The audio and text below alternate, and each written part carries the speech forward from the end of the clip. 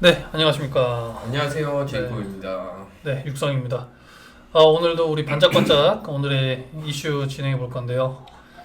자, 어제 우리 5월 10일 날 청와대에서 오늘이죠? 오늘 5월 10일 오늘 네, 청와대에서 이 대통령 취임 4주년 특별 연설을 진행했다고 합니다. 네. 그래서 거기에 대한 내용 좀 이제 살펴보려고 합니다. 그래서 일단 첫 번째 내용은 부동산은 할 말 없어 죽비 맞았다고 생각. 이게 뭔 얘기인가요? 이제 부동산 정책은 실패를 처음으로 자인했다고 볼 수 있어요. 대통령께서 이제 자인해야 되는 거 아니냐, 스스로 인정해야 되는 거 아니냐라는 얘기가 있었는데 이제 실패가 아니다라고 얘기하다가 이거는 명백하게 이제 실패다라고 얘기를 하신 거예요. 그래서 이제 보면 부동산은 할 말 없다. 그러니까 할 수 있는 말이 없다. 여기 이제 정부가 할 말 없는 상황이 됐다. 이렇게 얘기한 거 자체가 이제 실패했다. 이제 부동산 정책의 성과는 부동산 가격 안정이라는 결과로 집약되는 건데 그걸 이루지 못했다. 여기에 더해서 LH 비리 그리고 겹치면서 지난 보선에서 정말 엄중한 심판을 받았다.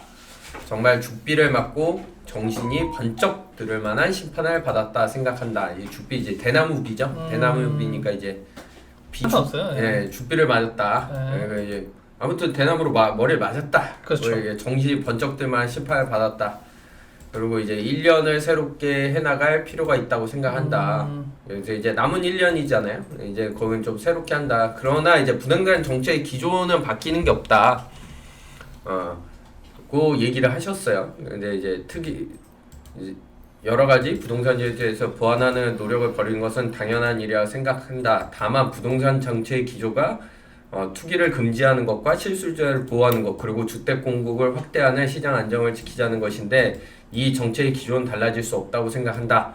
라고 했는데 이건 원칙적인 얘기고요. 그동안은 이제 공급 확대보다는 이제 그 투기 금지에 방점을 찍다가 공급 확대 쪽으로 가겠다고는 정부가 진작에 방향을 틀었기 때문에 이제 공급 확대 쪽하고 그리고 이제 무엇보다 컸던 게 이 투기를 잡겠다고 실수요자들이 살 수 있는 대출이나 이런 것들을 엄청 묶어놨거든요. 그래서 실수요가 여기도 그 목적 때문에 실수요자가 집을 사는 것이 오히려 어려움을 작용하고 있는데 이 부분을 조정할 필요가 있을 것이라고 본다. 그러니까 이게 그 구데기 잡자고 네. 초과상관 다 태운다. 그렇죠, 그렇죠. 이제 뭐 이런 얘기랑 비슷한 거죠. 그러니까 투기꾼을 잡으려고 하다 보니까 좀 강력하게 규제를 만들었는데 그러니까 실수요자들도 대출로 집을 사려고 했는데 대출이 안 나와. 그래서 집을 못 샀어. 그러면서 조금 기다려보자 했는데 집값은 계속 올라가서 이젠 대출이 나와도 살 수 없는 가격이 돼버린 거죠. 이런 걸 보고 우리가 요즘에 벼락거지다. 벼락거지? 네, 벼락거지. 뭐 이런 얘기가 나오는 게 갑자기 나 집 못 사는 사람이 됐어. 1, 2년 있으면 집 살 줄 알았는데 내년쯤 적금 타면 집 사야지 그랬는데 나 벼락거지야. 이제 집값이 올라서 뭐 이런 얘기를 하는 거잖아요. 실제로 나는 거지가 된 게 아니지만 네. 결국 이제 집값이 너무 상승하니까 그걸 살 수 없을 만큼의 이제 가격이 돼버려서 나는 이제 벼락거지가 됐다. 그게 이제 요즘 나오는 이제 벼락거지 뭐 이런 그 유행어가 생겼는데 실제로 그러니까 내가 버는 거보다 이렇게 인플레이션 주택에 대한 그 가치가 너무 떨어져 버리면 이게 돈을 가져가도 이제 집을 살 수 없는 현상이 나오면서 집값은 계속 올라가고 그렇죠. 이런 것들이 생겨난 거니까 집 못 사는 사람이 된 건 맞죠 실제로. 그러면 자꾸 아파트는 계속 늘어나는데 이 집들은 누가 사는 건가요 그러면? 아파트가 안 늘어나는 거죠. 안 늘어나는 거예요 지금? 세대 수에 비해서 안 늘어나는 거예요. 그러니까 우리가 계속 가정이 분화되잖아요. 옛날에 대가족 체제에서 핵가족 체제로 오면서 4인 가족 체제로 살다가 최근에 4인 가족 체제가 거의 무너졌단 말이에요. 그쵸. 1인이나 2인 주택이 많이 필요하면서 서울 경기 인근에 특히나 이런 1, 2인 가구들이 많이 사니까 집이 더 많이 필요해진 거죠. 그러니까 집이 더 많이 필요한데 공급량이 그걸 못 받쳐주는 거예요. 이제 물론 중간중간에 말씀드린 대로 그런 건 있어요. 그 뭐랄까 투기꾼들이 좀 투기를 하거나 이런 것도 있지만 투기꾼들이 시장을 움직일 수 있는 수요는 사실 한정적이에요. 근데 이제 수요가 넘쳐나면 어쨌건 공급이 넘쳐나면 집값은 떨어지게 돼 있는데 그렇죠. 근데 공급이 서울 경기 내에 이제 집 지을 데가 많이 부족해요.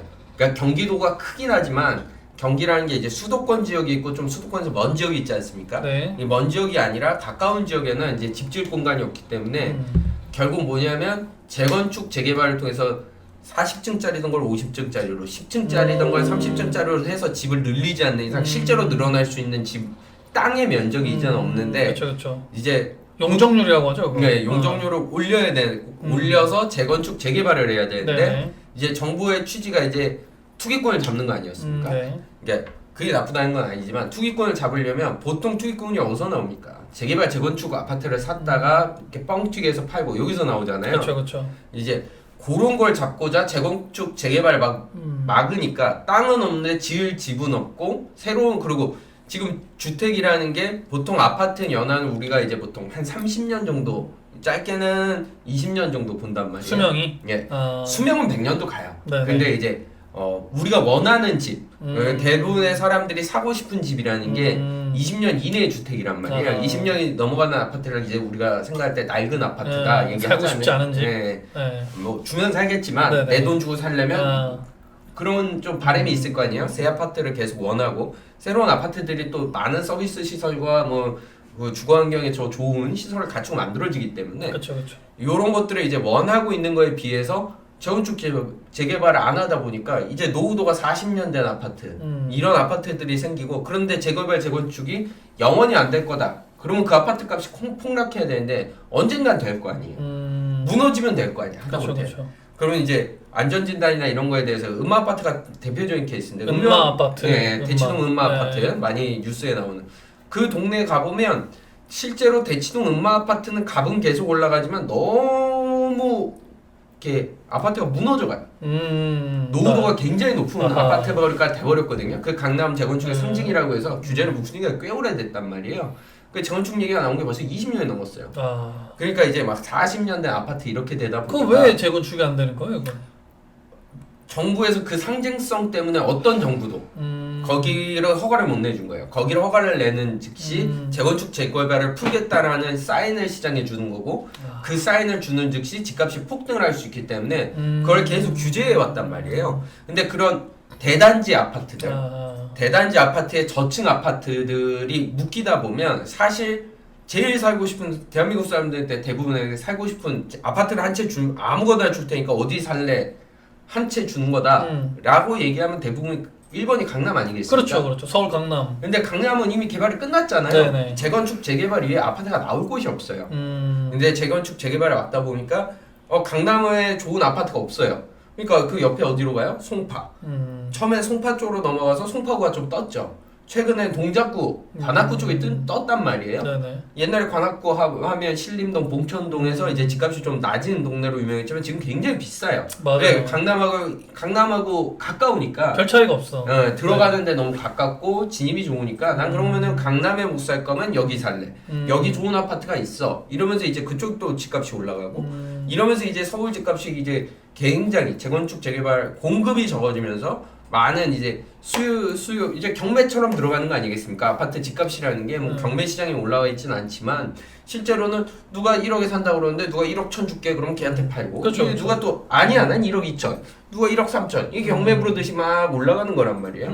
이거를 막기 위해선 야 저 좋은 아파트 신규 분양인데 8천이래 그럼 글로 갈 거 아니에요. 네. 그러니까 결국 제 생각에는 짧은 생각일 수 있지만 거기고 공급을 늘려야 되는데 뭐 토지 임대부 주택이나 아니면 뭐 장기 전세나 뭐든 좋다 이거예요. 근데 뭐 어떤 정책으로 이제 사유화보다는 조금 국유화로 가는 방향도 있고 국유화보다는 사유화로 가자는 방향도 있는데 어느 방향으로 가도 지금 당장 집값을 잡기 위해서는 어마어마한 공급량이 필요했는데 그 공급량을 받쳐주지 못했다. 그리고 이 집값이나 이런 건 심리적인 요인이 중요한데 이 굉장히 놓쳤던 부분이라고 생각하는 부분이 뭐냐면 실제로 그 전 정권이나 전전 정권 그러니까 MB 때 빼고 MB 때는 이제 워낙 많은 양을 공급했으니까 강남 보금자리를 보급하면서 하고 뭐 뉴타운 하면서 근데 박근혜 때보다 엄청나게 작은 양을 공급하지 않았어요. 사실은 네. 수도권 공급량을 보면 그렇게 적지 않아요.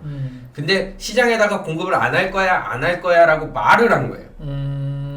우리는 재개발 재건축을 막을 거고 공급을 적게 할 거야라고 자꾸 말을 하니까 이번 정부에서 그러니까 이번 정부에서 네. 말을 하니까 실제로 공급을 하는데도 사람들의 인식에는 공급이 안 될 거라는 생각이 있으니까 집값이 계속 이렇게 올라가는 거죠. 경제가 이제 심리에 의해서 움직인다. 경제학은 심리학이다. 뭐 이런 얘기가 있을 만큼 심리에 예민한데 그 심리에 대응을 하지 못한 거예요. 그러니까 실제로 공급을 하면서 이렇게 얘기를 하면 투기 효과는 잡고 공급이 진행되고 있으니까 집값이 잡히겠지. 이게 이론적으로 가능할 수 있는데 실제 시장에서 그렇게 움직이지 않는 거죠. 그렇죠. 야, 이제 이번 정부 몰라? 이번 정부 집 안 만든다 그랬잖아. 이거 지금 마지막 분양 찬스야. 이거 안 사면 넌 아주 가난해진다고. 아 그래? 벼락거지 되는 거지. 벼락거지 된다고. 이런 소문이 돌면 어떻게 하겠어요? 조금 비싸도 원래 3억에 살 거 3억 5천에도 산단 말이에요. 네네. 그 옆에서 또 4억에 분양을 해요. 그런 똑같은 소문을 내고 그 옆에서 또 4억 5천에 분양을 해요. 그럼 집값이 계속 올라가는 거예요. 그러니까 그쵸. 시장의 수요를 사실은 공급을 하지 않더라도 어떻게 보면 반대로 공급을 우리는 뭐 5년 내에 30만 호를 뭐 서울 시내 공급하겠다. 100만 호를 공급하겠다. 뭐 이렇게 뻥카를 치면 오히려 가격이 떨어질 수 있어요. 아 그렇죠. 야, 이거 뭐라 사? 좀 있으면 가격 떨어질 건데 뭐. 좀 있으면은 100만 호가 새 아파트가 쓴다는데 이 낡은 아파트를 왜 비싼 가격에 사? 그렇지. 이거 싸게 사야지. 아유 3억에 2억 8천 아니면 안 사요. 옆에 지금 아파트 그 발표가 났어. 이거 싸게 이거 뭐냐 정부에서 공급하겠다고. 2억 8천도 지금 마지노선이야. 이럴 수도 있는 거죠. 네네. 실제로는 그렇게 될지 모르겠지만.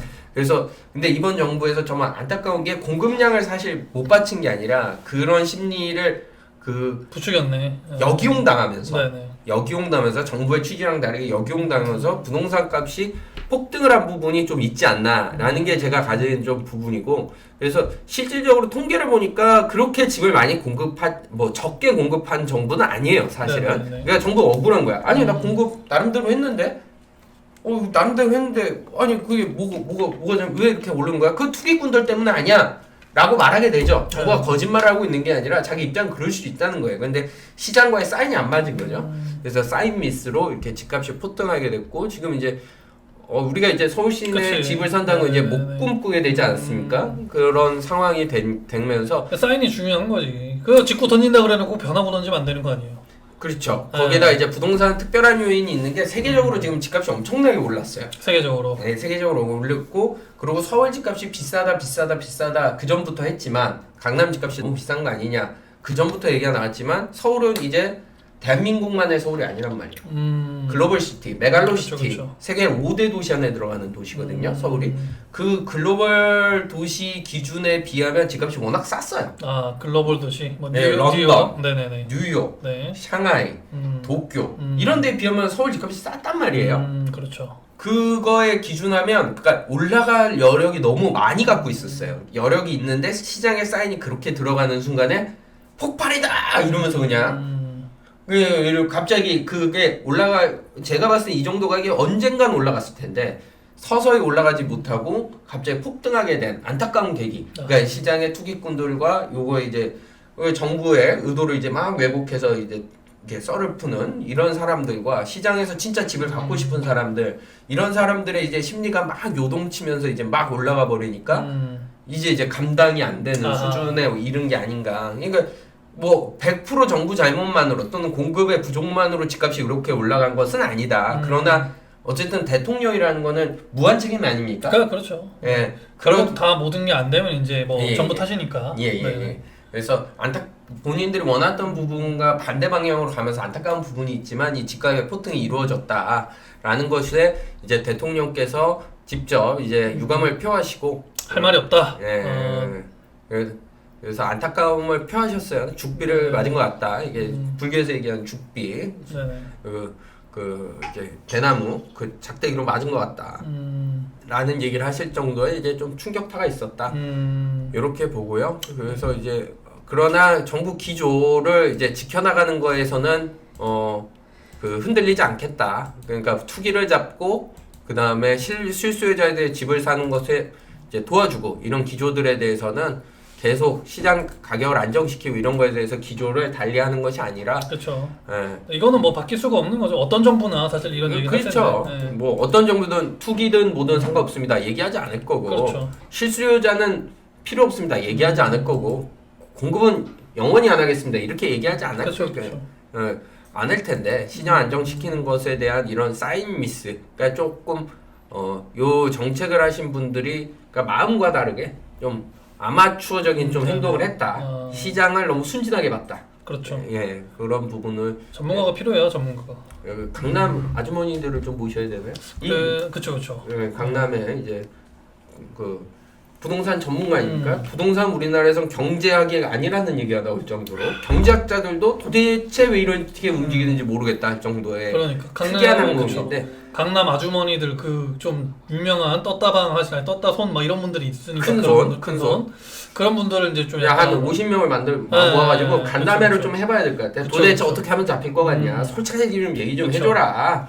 응? 도와주십시오. 이러고 좀 간담회를 해보면 좀 자꾸 어떨까. 뭐 있는 사람끼리 자기네끼리 뭐 이렇게 얘기해봐야 답 안 나오고 공무원들끼리 얘기해봐야 답이 안 나오고 그런 실제로 이제 실제 필드에서 뛰는 분들 네. 실제로 가가지고 이렇게 이 집은 뭐 얼마겠네 하면서 이렇게 집 돌아다니면서 보는 아주머니들 네. 복덕방 아줌마들 복덕방이 아니라 강남의 큰손 아주머니들, 네. 큰손 아주머니들 지금 강남에 자산이 한 200억 되고 아파트를 3채 이상 가지신 부를 아파트로만 불려오신 분들을 특별히 그걸 범죄자 취급하지 말고 이번에는 50명을 특별히 모집을 해가지고 선착순으로 그분들에게는 이제 간담회를 열어서 도대체 집값 잡는 정책은 뭐가 좋겠습니까? 그렇죠. 그런 거 필요해요. 물어보면 어떨까? 그분은 뭐 안타깝게 이제 이미 벌었잖아요. 그러니까 이제는 좀 마음을 내려놓고 알려줘라. 이러면 어떨까 싶어요. 저도 동감합니다. 예, 그 대통령 이번에 이제 연설에서 또 그 이슈가 됐던 게 요게 있어요. 다음번 이슈는 이재용 사면 탄원 의견 많이 듣는다. 요런 이야기를 많이 듣는다. 국민 공감대를 생각하겠다. 이렇게 말씀하셨네요. 그 전에는 이제 사면 검토한 적이 없다고 얘기했다가 많이 바뀌었어요. 네. 지금에는 이제 충분히 국민의 의견을 많이 들어서 판단해 나가도록 하겠다고 했고요. 이제 사면에 대한 얘기 경제계뿐만 아니라 종교계에서도 탄원을 이제 의견을 많이 받았다. 네네. 이제 지금 반도체 위기 아닙니까? 그렇죠. 그러면서 이제 반도체 경쟁이 세계화로 격화되고 있어서 우리 반도체 산업의 경쟁력을 높여 나갈 필요성이 있는 게 분명한 사실이다라고 이제 대통령께서 말씀하시면서 그러나 여러 가지 형평성과 과거의 선례, 국민의 공감대를 생각하지 않을 수 없다라고 말해서 사면의 가능성 조금 더 높였어요. 그 전에 검토한 적이 없다. 그쵸, 지금은 근데 그쵸. 이 얘기는 뭡니까? 검토하고 있다. 검토를 하고 있는데 그러니까 형평성이라든지 과거의 선례, 국민의 공감대 이거 한마디로 표현하면 뭡니까? 눈치 보고 있다. 아니 정답이에요. 네, 눈치 보고 있다. 정답이에요. 제가 봤을 땐 그런 것 같아요. 예. 눈치 보고 내가 좀 그냥 풀어주면 나 욕할 거 아니야. 너희들이 막 풀어달라고 막 아우성을 치면 내가 풀어줄 거야. 그렇죠. 이건 뭐냐? 마지 못해 내가 풀어주는 거다. 어떤 네. 시츄에이션이 필요하니까. 네. 그게 좀 더 네. 아직 한 40% 왔는데 그렇죠. 한 7은 돼야 내가 풀어주지. 4는 약해. 라는 의견을 피력하셨어요. 이 얘기로 보면 이제 탄핵을 찬성하는 사람 입장에서 어떻게 하겠어요? 탄핵이요? 사면을 찬성하는 사람 입장은 네. 어떻게 했어요? 이제 뭐 빨리 풀어줘라. 이러면 이제 30%를 어디 가서 채워야지. 난 찬성하는 사람이야. 예를 들어 4는 안 되겠다. 7이면 되겠다. 지금 4까지 왔는데 안 되겠다. 이러면 어떻게 했어요? 3으로 어디 가서 얻어와야지. 어디 가서 얻어와야지. 국민 정서를 3 정도 만들어야죠. 이제. 네, 만들어 와야죠. 그러면 이제 방송국 광고도 좀 삼성에서 많이 넣어주고 종교계 후원도 많이 하고 우리 요즘에 후원 많이 하잖아요. 요새 뭐 기부를 뭐 계속 뭐 떴다 하면은 그냥 삼성 일가 뭐 계속 저걸 후원하시더라고요. 그러니까 얼마 전에 뭐 미술관 그림 같은 거 뭐 그 누구냐 소싸움 아무튼 그거 봤는데 그런 것도 기부하시고 지금 기부 천사가 되셨어? 그 이제 그림도 사실은 세금으로 대납하려고 했는데 국세청에서 그 이제 상속세 대납은 안 받겠다. 아하. 그랬고 근데 그 이건희 회장과 다르게 이재용 부회장은 좀 선친하고 다르게 취미가 그렇게 많지 않대요. 그래서 그 나름대로 이분이 미술사학을 전공하신 분이에요. 근데 이제 서양화인가 동양화인가 전공하신 분인데 그 고미술품에 좀 관심이 있어도 특히 현대미술이 왜 이렇게 가격이 높은지에 대해서 이해할 수 없다. 이 갤럭시가 비싼 건 내가 이게 이해해. 엔지니어들이 그렇게 만들었잖아. 이게 그림 찍고 이게 왜 이렇게 비싸? 딴 이해할 수가 없어. 막 아. 이런 좀 입장을 가지신 분이라 뭐 낙서해놓은 거 같은 거 갖다가 막 몇 억씩 매기니까 이건 좀 아니지 않나. 네, 뭐 이런 거. 생각을 합리적으로 갖고 계시다 그러더라고요. 저랑 거기에 비슷한 대해서. 생각을 갖고 계신 분이네. 네. 네. 그래서 오늘 보니까 이게 헤어스타일 비슷한데 따라하신 거예요? 아니. 약간 따라하신 것 같은데. 네, 이건 선릉 우리 강남 그 미용실에서 27,000원 주고 잘랐어요. 이미 27만 원 주셨을 것 같은데 비슷하게 나왔으면 잘한 거 아니에요? 아니. 그래서 어쨌건 우리 이 회장님, 이 부회장께서는 그런 의견을 갖고 있어서 미술 그런 거에 그 삼성이 투자하는 게 옛날처럼 이미지가 좋아질 것도 아니고 이건 국가에 헌납하는 게 좋겠다. 국보급도 많이 나왔다래요. 그거를 그래서 네. 국가에 다 기증해 버린 거예요. 원래는 대납을 원했는데 대납이 안 되면 그냥 기증할게. 내가 봤을 땐 별 중요한 게 아니야. 그러니까 이분 입장에서 그런 거죠. 본인 입장에서는 그 어떤 중요도가 네. 그냥 뭐 발에 차 있는 거니까 뭐 별로 상관없다 이렇게 생각할 수도 있죠. 그러니까 싸다는 게 아니라 그러니까 싼 거라 그렇다는 게 아니라 이건희 회장은 야 저건 100억이라도 사와야 돼. 저건 진짜 구하기 어려운 거야. 라는 이제 미술품을 애호가셨다면 이정우 회장 이거를 100억 주고 사는 이거 스마트폰을 몇 개를 사고 굉장히 독특한 좀 생각을 갖고 계시다 그래요. 이건희 회장님 차 수집도 많이 하시고 이게 취미생활 많으셨거든요. 이분 차도 뭐 그냥 국산차 체험만 타고 뭐 그냥 자동차도 그렇게 관심이 없고 그 딱 뭐 취미생활로 드러나는 게 없어요. 오로지 삼성의 경영 이해는 전 관심이 없습니다. 약간 좋은 마인드네. 마인드가 좋네. 예, 이런 입장인데 네. 그래서 뭐 명품에도 그렇게 관심이 없으시고 하다 그러더라고요. 뭐 기부도 엄청나게 하고 있고 그다음에 에스트라제네카 또 이슈도 있고 예. 그래가지고 많은 지금 종교계와 많은 사람들이 이제 좀 풀어주는 게 좋지 않느냐. 뭐 어쨌든 예. 국민 정서가 좀 이렇게 많이 나오고 있다고 하더라고요. 좀 나이 또 있으신 분들도 그렇고 뭐 사실 어떤 사람들 같은 경우에는 당연히 죄를 졌으면 벌을 받아야 된다. 이게 맞긴 하죠. 기본적으로 본조는 맞는데 뭐 지금 국가적인 어떤 예를 들어서 BTS가 이제 군대도 안 그 면제를 좀 받아줘야 되지 않냐. 뭐 이런 약간 정서랑 비슷하지 않나? 라고 저는 생각해요. 네. 훨씬 이게 또 금액 단위 근데 훨씬 크니까 BTS가 크게 국위 선양을 하고 네네. 돈을 많이 벌어주고 네. 국가의 이득을 많이 갖고 오는 건 사실은 그렇죠. 돈도 그렇지만 이제 이미지, 국가 이미지 제고에 엄청나게 큰 역할을 했다. 네. 지금 해외에서 몇 년 전에 조사한 그 여론조사 결과를 밝히면 한국 하면 뭐가 생각나냐? 이거 꽤 됐어요. 네네네. BTS가 나오기 전인데 처음에 싸이, 그 다음에 삼성, 김치, 아니 샘성, 샘성, 그 다음에 현다이. 네네. 이게 우리나라 기업 이미지를 올리는데 기업들 많은 그 어떤 네네. 노력들을 해준 것들이 있기 때문에 김치 없었나요? 김치 안 나요. 김치 안 나오지. 네. 알겠습니다. 예, 그래서 일본하고 논쟁이 있어가지고 외국 사람들이 이게 일본 건지 관심이 없어요 사실. 아 그래요? 뭐 본인 외국 음식 먹을 때 이게 어느 나라 건지 크게 관심이 있어요? 또 인도는 카레 뭐 이런 거 있죠. 예를 들면 일본 카레는 네. 일본 게 아니고 인도 거예요? 그렇죠. 뭐 인도 거를 갖다가 가지고 와서 그들이 이제 약간 이렇게 네. 믹스했다. 네. 뭐 이런 건 약간 아니죠. 그런 느낌으로 일본 외국인들은 받아들이기 때문에 그냥 아시아의 이런 음식이구나 이 정도지. 제가 워낙 김치를 좋아하다 보니까 어떤 김치에 대한 프라이드가 좀 있어요. 네. 김치는 우리 거다. 뭐 이런 거. 제가 우리 게 아니라는 게 아니라 외국인들은 그렇게 관심이 없다. 나초 멕시코 겁니까 브라질 겁니까? 나초요? 나초는 보니까 그 과자로 나오는데 롯데 거 아닙니까? 이렇다고요. 외국인들은 서로 이렇게 돼 있어요. 예, 그래서 외국인들은 그렇다 얘기 드리는 거고 문 대통령이 이번에 이제 그 얘기하면서 이명박근혜 네. 전 대통령에 대해서 사면 얘기를 잠깐 언급을 하셨는데 네네. 요것도 한 걸음 물러나셨어요.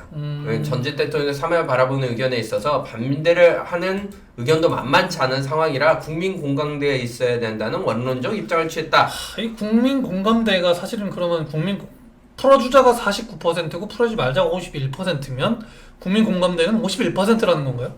그렇겠죠. 근데 그래서 아까 얘기했던 게 제가 한 70%는 보통 풀어주거나 이런 건 돼야 풀어줘요. 그렇죠. 이게 51이라고 풀어주진 않아요. 그래서 한 70% 정도가 야 이제 그만 나오라 그래라. 그러면 이제 국민 공감대가 완성됐다. 네네. 이렇게 얘기하는데. 또 그럼 전화로 이렇게 조사하나요? 전화 와가지고 리서치 해가지고. 갤럽에서 실제로는 하죠. 네, 갤럽이나 이게 뭐. 그 여러 가지 네네네. 여론조사 기관에서 실제로 하는데 실제로 하는 거와 이제 뭐 댓글이라든지 실제로 언론이나 여론의 흐름들이 있잖아요. 이걸 봐야 된다라는 얘기고요. 네네. 근데 뭐 그 이멘트까지 원론적이었는데 제가 좀 보면서 조금은 그래도 풀어주는 쪽으로 마음이 조금은 이동을 했구나라는 게 사실 전임 대통령 두 분이 수감 중이라는 자체가 국가로서는 불행스러운 일이다. 뭐 그거 사실 맞죠. 네. 굉장히 창피한 일이죠 국가적으로. 특히 고령이고 건강도 좋지 않다고 하니 더욱 안타까운 마음이 든다. 그런 점도 생각하고 있다. 이 점에서는 한 발짝 물러났다. 조금 풀어줄 마음도 나는 있어 라는 것들. 그러나 내가 욕먹으면서 풀어주고 싶진 않아. 국민 공감대가 완성돼야 돼 라는 얘기 정도가 아닐까. 그리고 이제 협업자의 뭐 형평성 그리고 국민 공감대를 생각해서 계속 국민 공감대 얘기죠. 국민 공감대가 중요하죠 사실은.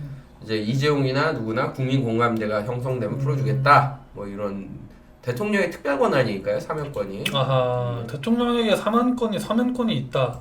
사면권은 우리나라 헌법 체계에서 대통령이 갖고 있는 많이 갖고 있는 대통령만이 갖고 있는 그 특별한 권한이기 때문에 그렇습니다.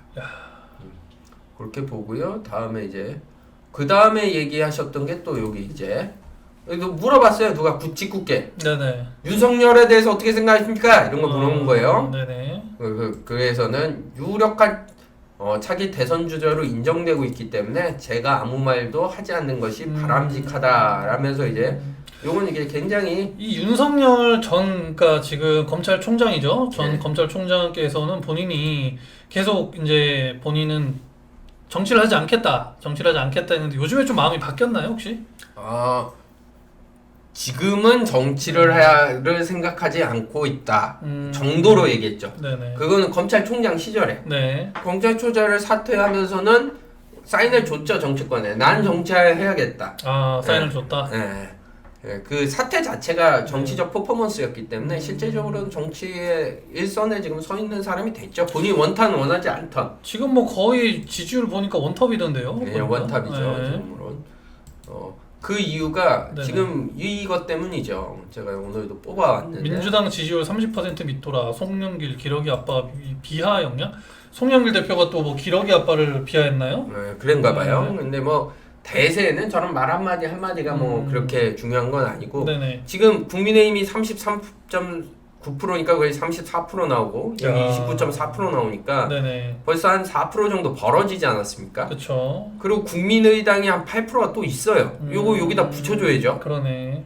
요거 여기다 붙이면 한 22% 되겠네. 22%. 22%, 42%. 42% 정도 나오기 때문에 사실은 근데 여기다 대권 주자가 지금 없지 않습니까? 그쵸, 국민의당이나 국민의힘이나 그렇기 때문에 실제로는 윤석열이 그 지지율을 다 먹고 있기 때문에 그래서 가장 높은 지지도를 지금 여기 30%밖에 안 되잖아요. 그러니까 이제 먹을 수가 없다. 그렇다고 여기도 요건 더 해줘야 돼. 4.1% 이거 더 해줘야 돼. 열린민주당. 요건 여기다 더하고 여기. 근데 정의당은 여기 끝까지 여기를 그렇게 넘어가지 않아요.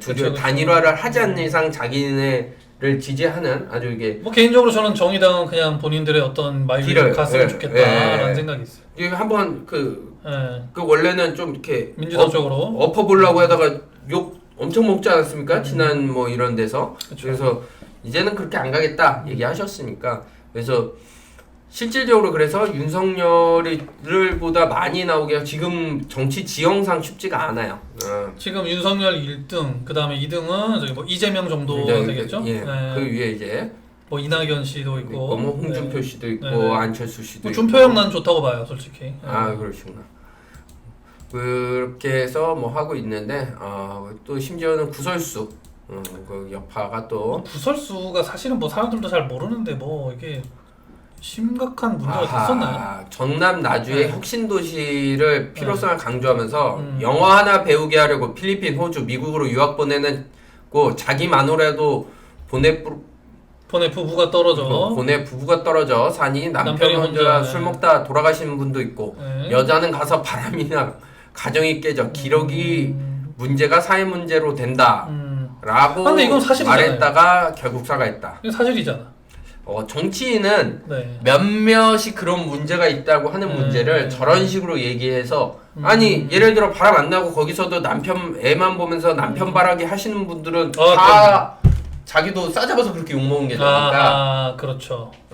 또 보내놓고 남편도 술만 먹다 돌아가시는 게 아니라 남편은 성실하게 일하면서 그렇죠. 1년에 한두 번 지금 애 보러 가는 게 낙이었는데 이 빌어먹을 코로나 때문에 가지도 못해서 나 백신도 못 맞고 열받아 죽겠는데 이런 얘기를 했다. 예를 들면 이러면 이제 그렇죠. 네. 네네. 그러니까 정치는 얘기할 때 그런 부분을 조심해야 되는 거거든요. 몇몇 아니 그 사례 때문에 아닐 수 있는 부분까지 싸잡아서 욕하는 이런 행위들은 이제 성급하기 때문에 성급했네요. 네. 조심해야 되는데 얼마나 억울하겠어요. 그쵸. 사실은 맞지만 뭔가 이렇게 그런 사람도 많이 있겠지만 사실은 맞지만 뭔가 이렇게 싸잡아서 가면은 그건 문제가 있다. 그래서 이제 사과해야지 그러면. 여자는 가서 바람이나 가정이 깨져. 나는 바람이 난 적이 없는데 얼마나 화가 나겠어요. 그렇죠. 이건 이제 네네. 뭐 영화인이나 예술인들이 이렇게 그림이나 미술로 또는 영화로 표현하기도 하지만 우리 그 이병헌 씨가 주연했던 그 영화에도 그런 게 나오지 않습니까? 그렇죠. 네. 이름이 갑자기 생각이 안 나는데 무슨 비행기 그 영화 뭐였죠? 이병헌이 나왔던 거. 네. 뭔지는 알아요. 뭔지는 알아요. 그 공효진하고 같이 나왔는데 그런 영화도 있지만 그건 영화인이 할 얘기고 이제 정치인이라는 건 다수한테 전 국민한테 얘기하는 거기 때문에 국민의 대표 아닙니까? 영화 뭐 감독이 국민의 대표 아니잖아요. 그렇죠. 이런 게 기분 나쁘면 보지 마. 이런 이제 입장을 갖고 있는 사람과 이게 조심해야 될 부분이 있죠. 그래서 사회적 문제는 맞지만 이렇게 표현할 게 아니라 뭐 돌려서 좋게 가정들이 부부가나 가족이 떨어져 사는 건 굉장히 안타깝고 그로 인해 파생되는 문제도 많이 있어. 기러기 문제가 사회적 문제로 대두되고 있다. 뭐 요 정도 얘기했으면 괜찮겠죠. 근데 이런 사례들을 막 얘기하는 거는 그렇죠. 너무 적나라했다 볼 수 있겠네요. 괜히 억울한 사람이 난 진짜 애만 보고 남편 너무 보고 싶어갖고 참고 있었는데 막 저런 얘기 나오고 그쵸. 야 너도 바람난 거 아니야? 친구들이 전화하고 그러면 이런 상놈들끼리 이렇게 되지 않겠습니까? 그렇죠. 그 사랑과 전쟁 이런 게 다 문제예요. 그래 제가 봤을 때는. 그래서 그런 것들이 있기 때문에 사랑과 전쟁 보면은 바람 안 피는 사람이 없어. 그렇죠. 믿고 사는 거지. 뭐 그렇습니다. 세상 사는 게. 그래서 이제 민주당 지지자가 뽑은 대선 후보는 민주당 지지자에서는 지금 임종석이 제일 높네요. 이재명보다 높네요. 그래요? 네, 여기 보면 민주당 지지자가 뽑은 대선 후보는 그것도 민주당 내에서도 원래 그냥 이제 이재명 씨를 이제 좀 약간 싫어하시는 그 파가 또 있잖아요. 이게 또 심지어 중복을 받았나 봐요. 중복을 받지 않으면 합의 100이 나와야 되는데 지금 합의 100이 넘지 않습니까? 그렇죠. 이런 투표는 이제 대부분 중복 투표도 가능하다라고 물어봤을 경우에요. 그러면 이제 임종석이 67%, 이재명이 62% 지지를 했고 이제 이낙연과 정세균이 57, 49 받았다. 이낙연 씨 아직도 많이 나오네요. 이 임종석 비서실장이라는 사람이 되게 많이 치고 올라왔네요. 몰랐는데.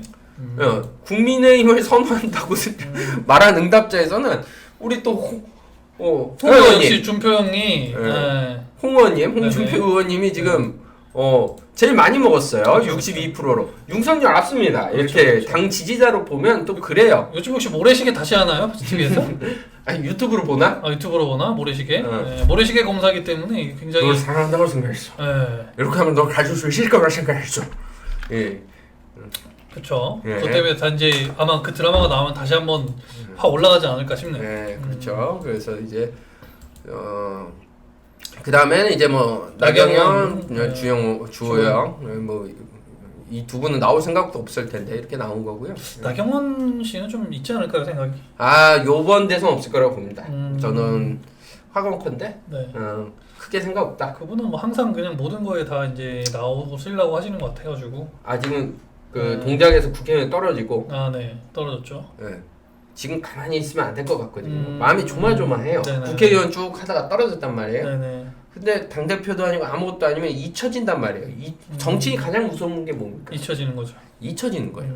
잊혀지지 않으려면 당내 선거라도 열심히 나가는 거예요. 무슨 경선 있다 나가고 무슨 선거 있다 나가고 안녕하십니까 저 누굽니다 이러고 또 나가서 한번 떠들고 안 잊혀졌어 기억이 됐어 이걸로 이제 만족할 수 있죠. 제가 알기로는 나경원 그 씨의 그 비서는 항상 어떤 그 한 요만한 그 우유 박스 같은 거 있잖아요. 플라스틱 박스. 네. 그걸 들고 다닌대요. 네. 왜 그러냐면 사람들이 막 몰려가지고 막 항의하거나 뭐 시위하거나 막 이런 자리에 가면은 꼭 그거를 딱 받치고 나경원 씨는 딱 올라가서 그 위에서 이렇게 하신다는 거예요. 그래서 누가 봐도 항상 눈에 띄게. 네. 네, 그런 전략을 갖고 계신 분이기 때문에 네. 이번에도 네. 뭔가 하나는 좀 보여주지 않을까. 판사 출신의 부잣집 따님이신데 부럽습니다. 네. 공부도 잘하고 얼굴도 이쁘고 돈도 많아요. 아하.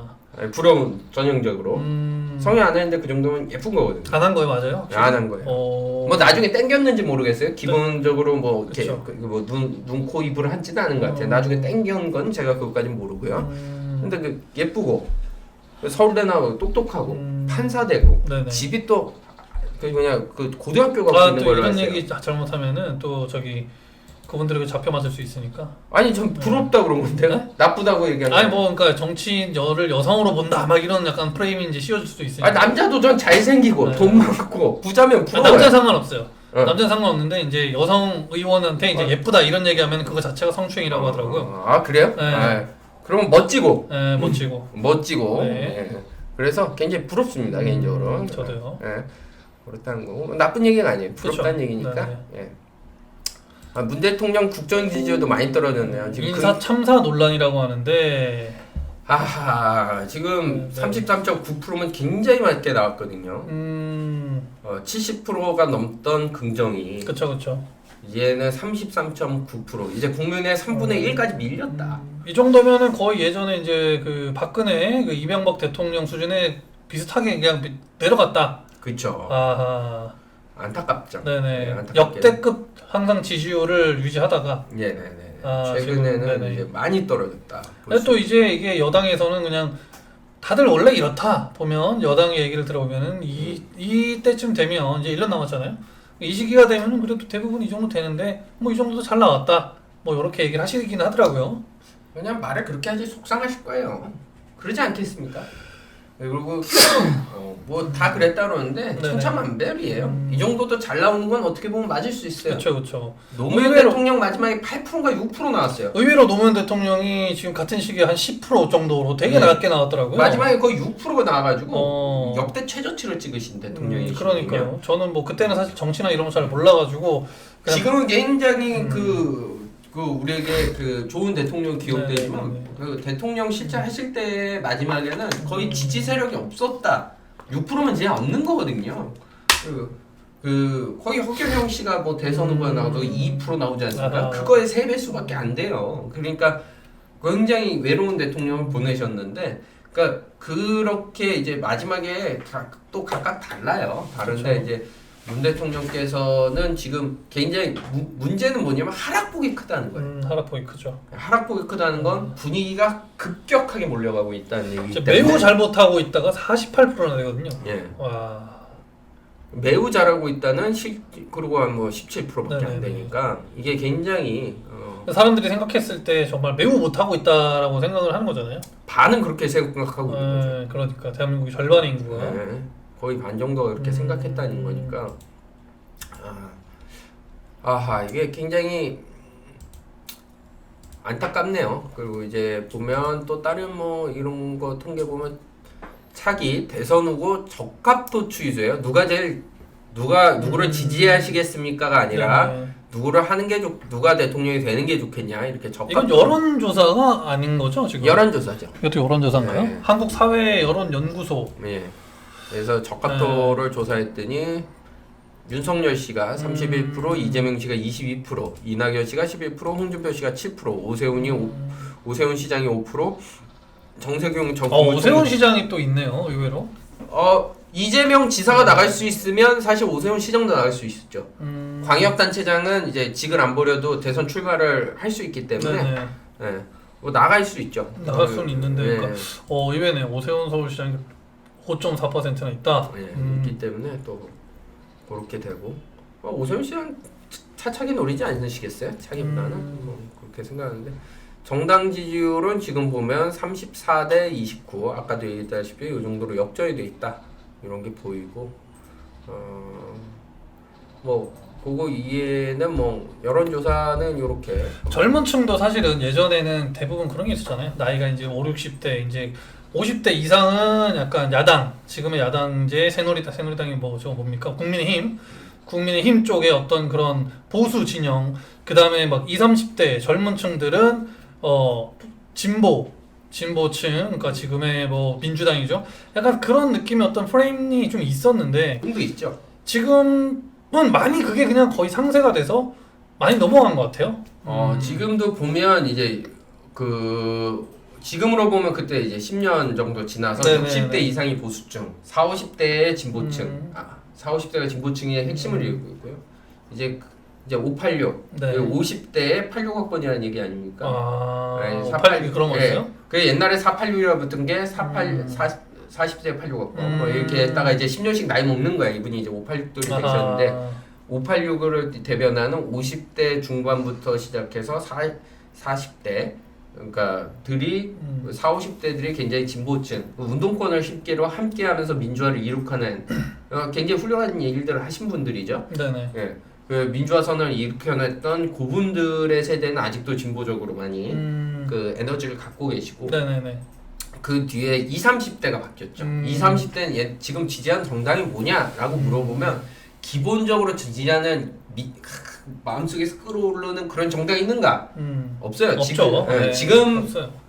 지금 필요한데 찍는다. 지금 뭐 국민의힘이 요즘에 20대 인기가 좀 좋아졌다 그러지만 계속 국민의힘 할 거냐? 이렇게 물어보면 아니요. 그때 봐서 해야죠. 라는 입장이기 때문에 약간은 그 뭔가 그냥 인기를 따라가는 지금의 인기를 따라가는 그런 측면도 있지만 실제적으로 실리를 따라가기 시작했어요. 그러니까 분위기가 좋을 땐 인기를 따라갔는데 아니 사회에 나오기가 힘들어. 인기를 따라갈 게 아니야 이건.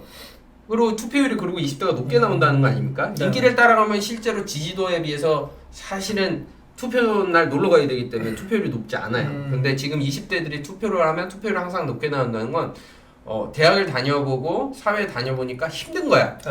그러니까 이거를 내가 바꿔야겠어. 내가 바꿀 수 있는 힘은 투표밖에 없지. 가서 뽑는다는 거예요. 이 친구들이. 그래서 실리주의적으로 바뀐 거지 인기 영합주의적으로 그 중간에 좀 있었던 것 같긴 하나 우리 20, 30대가 이렇게 그냥 인기에 따라서 여기니까 여기니까 여기인 게 아니라 이들도 이제 삶에 맞닿아 있다. 그러니까 정치라는 게 그렇습니다. 국민들이 정치에 관심을 갖는 사회는 좋은 사회가 아니라고 하죠. 그러니까 정치에 관심이 없어도 되는 사회를 사는 게 좋은 거죠. 그렇죠. 정치에 관심이 없어도 내가 잘 먹고 잘 사니까. 예, 정치인이 그래서 관심이 없어지는 사회를 사는 게 좋은데 20, 30대가 인기를 따라간다. 그건 좋은 사회였을 거예요. 그렇죠. 먹고 살만하니까 거기에 관심 안 한다는 거예요. 근데 지금은 청년주택 내가 가서 표 안 찍으면 안 주던데 여기 젊은 애들 지지 안 해주던데 그들이 가서 투표를 안 하면 여성한테 유리한 정책이 안 나오던데 20대 남자애들은 투표 안 해? 그러면 거기에 대한 또 유리한 정책이 안 나오던데 라고 생각하니까 전부 나가서 투표를 하고 자기 의사를 자꾸 밝히고 이러면서 이제 자기네 그 힘을 키우는 행동을 한다는 건 사회가 어렵다 라고 볼 수 있죠. 그런 좀 부분들이 안타깝죠. 원래는 좀 그런 거 안 하는 게 좋은 사회인데 그렇고 다음 뉴스 보면 뭐 이건 이제 4년 10년 살아면서 남은 1년이 더 중요하다. 지난 4년보다 더 중요하다 라고 얘기하신 거는 끝까지 나는 레임덕을 겪고 싶지 않다라는 의미를 내포하고 있다는 거예요. 그 얘기를 해드리고 싶어서 이 기사를 뽑았는데 그러니까 마지막에 대통령이 보통 우리나라 5년제 임기의 문제가 뭡니까? 저는 굉장히 그 개헌을 해야 된다고 생각하는 사람 중에 하나인데 5년제 대통령이 연임이 안 되니까? 단임제죠. 5년 단임제 대통령으로서의 문제가 뭐냐면 국정 파악하는데 1년에서 2년 걸린다는 거예요. 대통령이 취임하면 대통령은 누구나 처음 해보잖아요. 그렇죠. 그럼 이제 이 일을 이제 행정을 파악하고 어떤 것들을 파악하고 어떻게 하는 게 1년, 2년. 그럴 수밖에 없는 게 이렇게 공무원들이 내년 계획을 미리 세우잖아요. 보통. 그 연차 계획이 있기 때문에 들어가서 또 바꾼다고 해서 바로 바꿀 수 있는 게 많지가 않아요. 그렇죠. 그러면 이제 1년 그냥 가는 거야. 어차피 1년은 그냥 버리는 거고. 네. 그 2년차 돼서 뭘 좀 해보려고 준비하고 3년차에 보통 개혁을 실행하죠. 우리나라 대통령 패턴이 다 똑같습니다. 3년 차에 개혁을 실행하고요. 3, 4년 차에 그걸 열심히 하다가 4년이 이제 채우고 5년 차가 될 때 레임덕이 생겨요. 왜? 이제 말을 안 들어. 이제 이빨 빠진 호랑이 아니야. 너 마음에 안 들어? 내가 끝까지 수여갈 거야. 아니 추적해보세요. 내 1년만 수고했으면 당신은 일반인이야. 그렇지. 약간 이런 느낌이 된단 말이에요. 네. 그래서 공무원들이 말을 안 듣기 시작해요. 아하. 그게 레임덕이죠. 그 임기 말 권력 누수 현상. 이걸 이제 우리가 레임덕이라고 하지 않습니까? 네네네. 이 레임덕을 최소한으로 어떻게 추스릴 거냐가 대통령들의 굉장히 과제예요. 그렇기 때문에 4년 중임제가 좋지 않을까라는 뭐 개인적으로 미국처럼 4년에 한 번씩 선거를 다시 해가지고 연임을 할 수 있는. 네, 또라이만 아니면 다시 뽑고 또라이면 한 8년 가져가니까 좀 거의 10년이거든요. 이거는 그렇죠. 이제 공무원도 못 깨겨. 그래서 좀 이런 좀 취지가 좋지 않을까 생각은 저는 하는데 개인적으로 좀 그런 부분은 좋다고 봐요. 네, 개헌 많은 분들이 그런 생각할 거예요. 네, 그래서 개헌 얘기가 항상 나오곤 하는데 요번에 이제 코로나 정국이고 이러다 보니까 이제 근데 어느 정부가 됐든 개헌을 하려고 하면은 상대방이 막잖아요. 왜 너 때 하려고 그러냐. 상대방이 아니고요. 네. 여당이고 야당이고 다 막습니다. 네. 대권 주자들이 다 싫어요. 아하.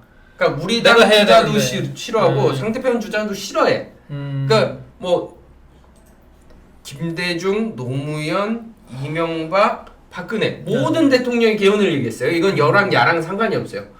이명박 때 누가 반대했겠어요? 박근혜가 하지 말자 그러는 거야. 8년짜리 하면 나 안 뽑고 젊은 애 뽑을 수도 있잖아. 그렇죠. 그래 싫다 이거야. 문재인도 싫다 그러고 다 싫다 그래요. 내가 대통령 돼서 할 거고 지금은 이르다.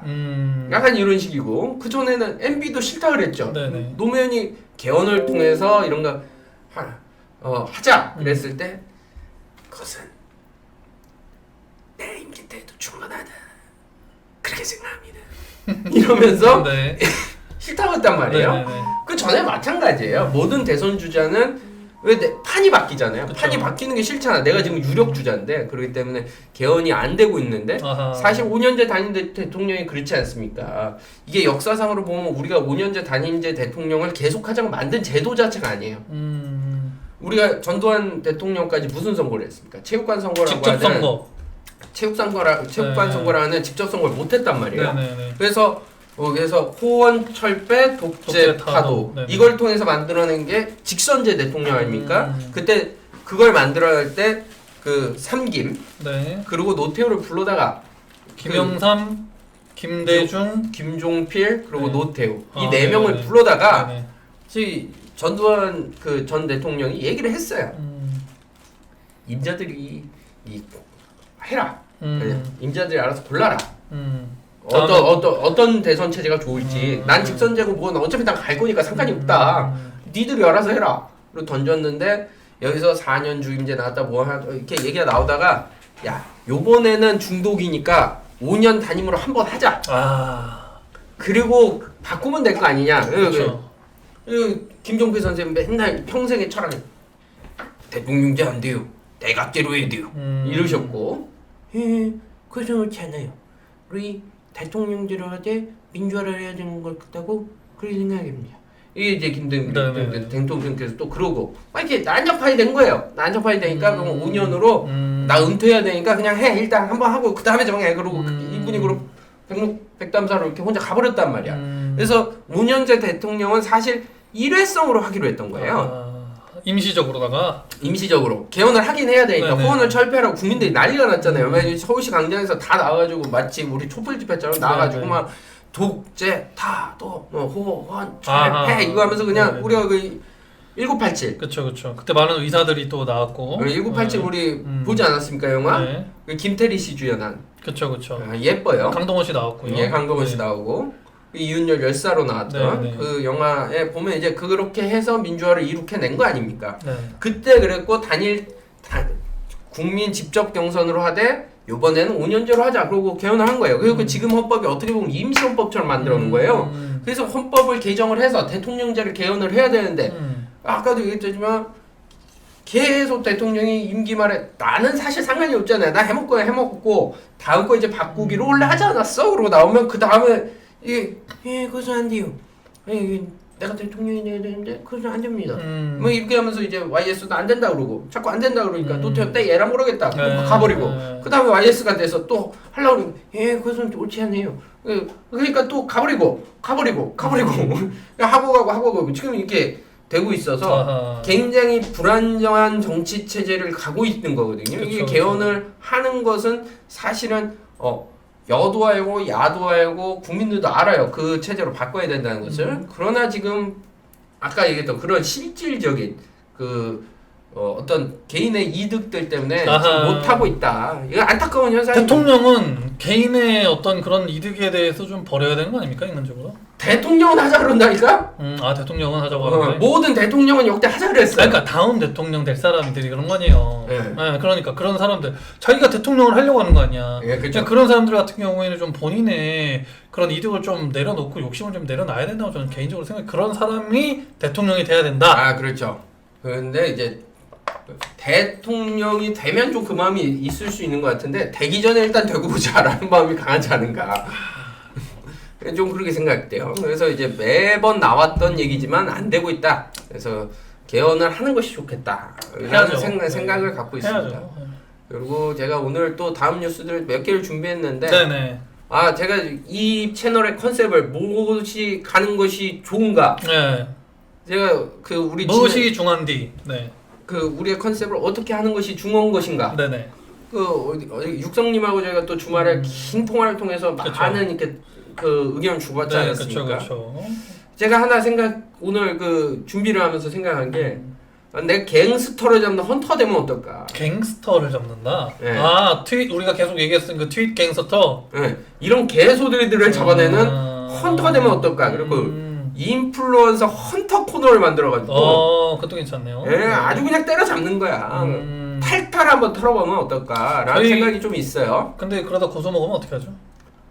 아니 뭐 이분이 한국에 우리 방송까지 와서 고소해 줄 정도 우리가 이제 거물이 되면 좋은데 그렇죠. 별로 우리는 안 볼 거야. 그건 맞아요. 예. 그러니까 이런 약간 정말 큰 개소리 하시는 분들, 네. 짤짤짤하게 하는 분들은 우리가 좀 실제로 우리랑 이렇게 체급이 같아서 우리가 맞을 수 있어요. 그쵸. 이런 큰 분들은 우리 또 잘 안 때려. 그렇죠. 큰 분들. 뭐래냐 그냥 내둬라 놔둬라. 걔가 내욕했어? 걔 구독자 수 며칠에? 1,000명 있다는데요. 6,000명 있다는데요. 뭐라는 거야, 씨. 그런 거죠. 약간 이런 분들인데 그래서 우리 머스크 SNL 출연한 머스크 도지코인 급락시킨 한마디. 이게 뭔가 저도 찾아봤어요. 네네. 어저께 주변 사람들을 좀 만났는데 굉장히 난리더라고요. 오늘 SNL에 우리 갱스터가 나와서 이게 또 이렇게 갱지를 하기로 했다. 그래서 코인이 올라갈 거다. 대단한 기대들을 품고 다들 모여가지고 막 이렇게 기대를 갖고 계속 코인 가격을 보고 SNL을 보고 코인 가격 봤다 SNL 보는데 폭락이 시작된 거예요. 그 전에 엄청 올라갔잖아요. 그것 때문에 SNL에서 나와서 또 좋은 얘기 해줄 줄 알고 엄청나게 올라가기 시작했어요. 엄청나게 내려가기 시작한 거예요? 그 전까지 올라갔다가 SNL 시작하고 중간쯤에 갑자기 엄청나게 한 30%씩 빠지는 거예요. 이유가 뭔가? 궁금했어요. 궁금해요, 저도. 찾아봤는데 먼저 물어봤어요. 금융전문가로 분야한 뒤 도지코인의 아버지라고 소개했다 자기를. 근데 도지코인이 뭐냐는 진행자의 질문에 미래 화폐이자 세계의 장악을 멈출 수 없는 금융수단이다. 이거 올라갈 얘기잖아요. 왜 떨어졌지? 그래서 도지코인을 지지하는 머스크의 설명을 이해할 수 없다는데 진행자가 다시 물어봤어요. 그래서 사기야? 라고 물어봤더니 이게 약간 꽁트잖아요. SNL이 보면 이제 머스크 자체가 도지코인의 아버지라고 이 코인 금융전문가로 분장한 뒤에 얘기한 거예요. 그렇게 해서 이런 꽁트 중에 이거 사기야? 물어봤더니 사기 맞아! 라고 농담으로 대답했는데 그런 거 있죠. 야 육성씨 이거 뇌물인데 먹었죠? 그랬는데 실제로 먹었던 거야 내 건데. 그쵸. 그 움찔하잖아 그럼. 농담으로 한 얘긴데 막 화내고 내가 이런 거 먹어요! 막 이러면서 약간 이런 분이 아닌가. 사기냐? 그랬더니 맞다라고 농담으로 대답했는데 사람들이 움찔한 거야. 전부 팔아요.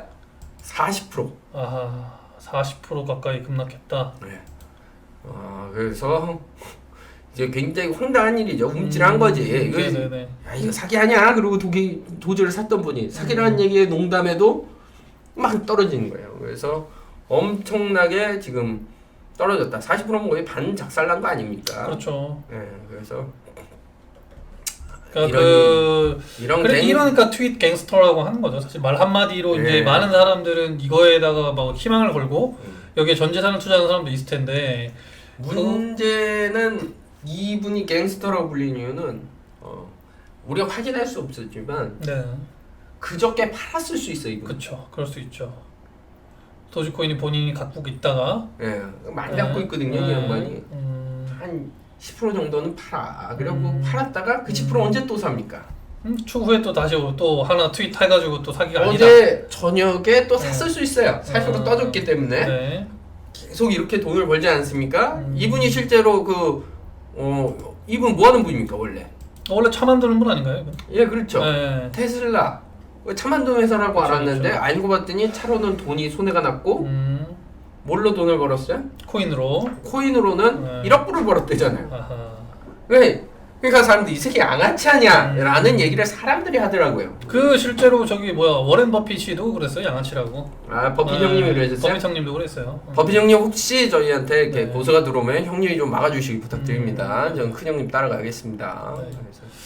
트윗 갱스터들을 아무튼 좀 잡는 것도 필요해요. 네, 잡아야 돼요. 그래서 이 코너를 한번 우리가 심층적으로 파보면 네. 어떨까라는 생각이 있어요. 알겠습니다. 좋네요. 그리고 곰표에 밀린 맥주 1등 오비의 결단. 아하, 곰표에 밀렸다 맥주 1등이. 네.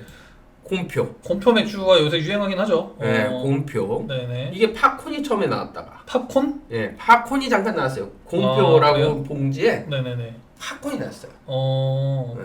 그래서 밀가루로 만든 모든 거에 이제 곰표라고 이제 아니 팝콘이 근데 밀가루로 만드나요?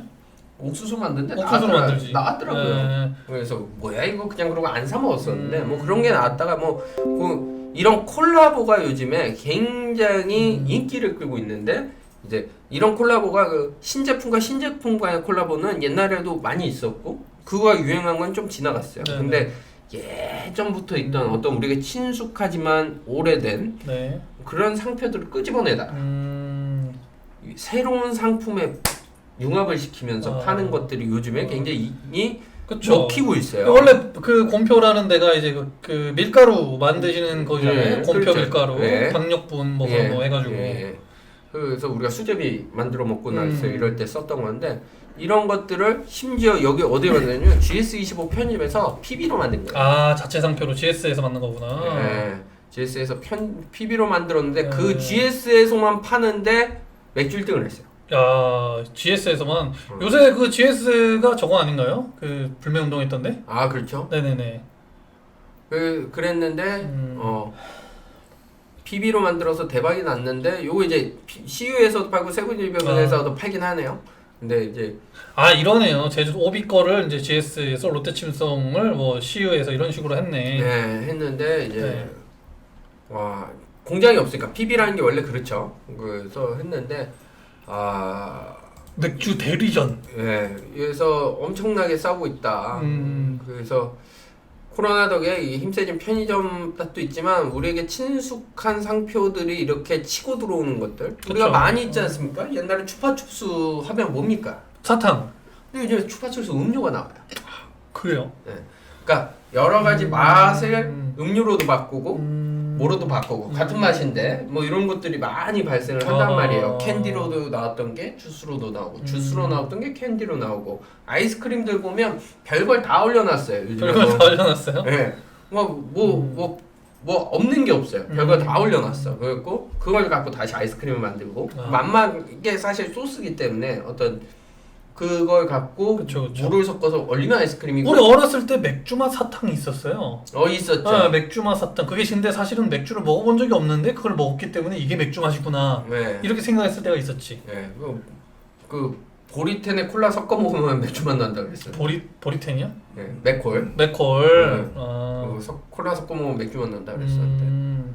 네, 맥주 안 먹어봤는데 네. 맥주 맛이라고 속아서 많이 먹었어요. 맥주 맛은 그 맛이 아니에요. 맥주 맛은 그 맛이 아니죠. 네. 그랬는데. 이 기사에 이런 좋아요가 많이 붙었네 이런 거에. 네. 하나요는 뭐야? 하나 왜 화가 나지 이 기사에? 이 기사에 화가 날 게 있나 이게? 이게 선택적 분노장애를 갖고 계시니. 아니면 이게 혹시 그 오비나 아니면 그 맥주사들 그분들의 어떤 그런 팬인가 보다. 그죠? 그렇죠. 네네네. 그래서 이런 좀 요즘에 요거들을 우리가 그 경제 쪽으로 보면 상품 쪽으로 네. 이런 것들을 잘 할 수 있는 게 뭔가를 좀 고민해보는 그런 것들이 좋겠다. 예를 들면 옛날에 공부하던 것도 유명하던 것 상표 옛날 공부하는 걸로 유명했던 상표들 뭐가 있을까요? 공부요? 네. 뭐 옹진 싱크비고 이런 옹진? 그보다 더 옛날 거. 더 옛날 거요? 정철 이런 거요?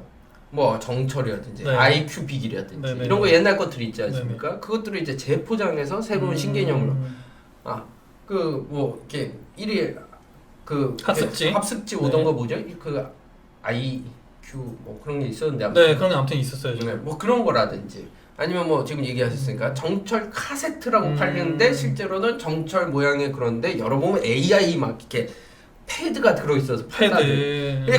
카세트 모양으로 똑같이 싸야 돼. 네네네. 포장은 네. 딱 열어보면 패드가 들어있어서 영어 공부가 된다든지 이런 상품들이 요즘에는 히트 상품으로 가고 있지 않나라고 생각하는데 뭐 그런 아이디어들을 여러 기업에서 내서 하면 좋겠다라는 생각이 있어요. 근데 정철 영어로 공부하셨나봐요? 저는 네, 옛날에 정철 도움 많이 받았죠. 아 그렇구나. 정말 이제 영어가 되죠 사실. 전 그 정철 카세트 집에 있고 그랬는데 I can speak English 영어 그냥 이 정도 합니다. 예 그렇고요. 네, 오늘 우리가 뽑은 뉴스는 여기까지고요. 네네. 궁금하신 뉴스는 또 댓글로 달아주시죠. 그렇죠. 댓글로 달아주시고. 예, 방금처럼 이제 3,000포로 막 빠지더라도 탈탈 털어서 네네. 어떻게든 그 내용을 우리가 모르는 공부해서라도 네네. 위키백과 다 보고 관련 기사 다 읽어보고 오늘 아주 그냥 유익한 시간이었어요. 예, 그렇게 유익한 시간이었고 아마 이 방송을 보는 분들한테도 굉장히 유익한 시간이 되지 않았었나. 유익하다고 생각되면 이제 구독과 좋아요를 한번 누르실 거고. 네, 그렇죠. 네. 구독과 좋아요. 네네. 그렇다면 오늘 방송 영상 여기서 마치도록 하겠습니다. 열변인가요? 네. 예, 아유 감사합니다.